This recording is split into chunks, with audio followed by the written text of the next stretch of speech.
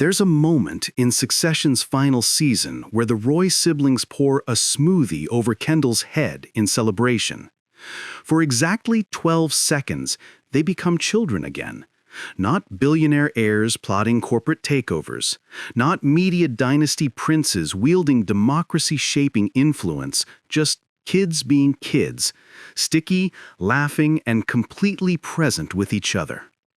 It's perhaps the most purely joyful moment in the entire series, which makes what follows so devastating, the systematic destruction of that same bond as they tear each other apart for Logan's vacant throne.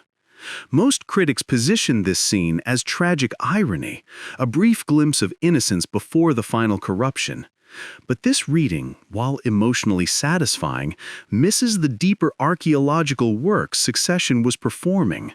That smoothie crown wasn't ironic foreshadowing, it was the show's most honest confession, a revelation of what had been driving every character from the very beginning.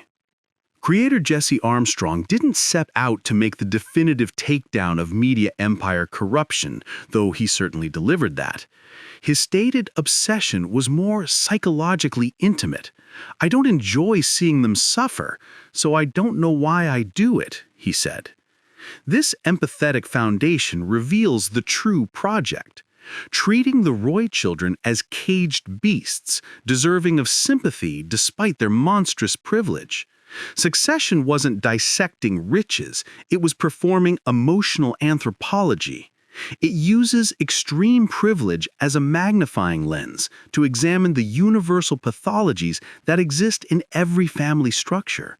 The Roy billions don't corrupt innocent children into monsters. They simply amplify a pre-existing hunger, the fundamental human need for parental approval. Logan's children aren't just fighting for a company. They're trapped in an eternal childhood quest for love that viewers recognize in themselves. This places them in a long tradition of tragic succession, from Shakespeare's King Lear to the Corleones in The Godfather. But while those stories were about kingdoms and criminal empires, Succession updates the tragedy for our era. The prison isn't just the throne, it's the psychological cage built by media influence and unresolved parental trauma.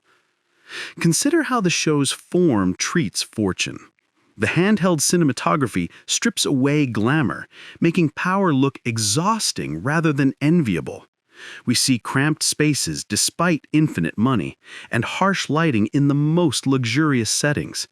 This visual vocabulary creates what we might call claustrophobic luxury, a world where riches become a prison, not a liberation.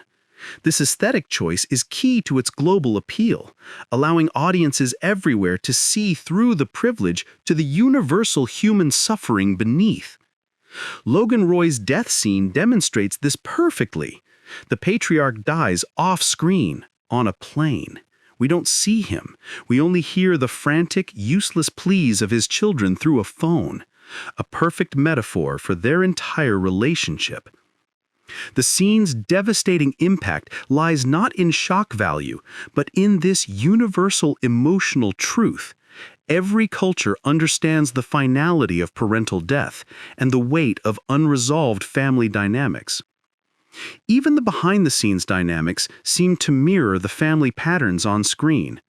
Brian Cox's critique of Jeremy Strong's method acting, calling it not good for the group, ironically reflects the Roy family's own dysfunction, individual psychological needs conflicting with collective harmony. This meta-level pattern reinforces the core insight that authority amplifies existing human patterns rather than creating new ones. The show's massive viewership growth for the finale wasn't just about plot. It was a validation of this thesis-driven approach.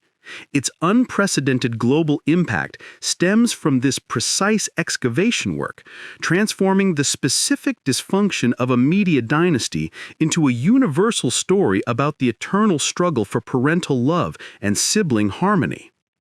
In the end, that smoothie crown becomes the defining image of the series. It captures both the universal childhood desire for parental approval and the tragic recognition that this hunger can never be satisfied.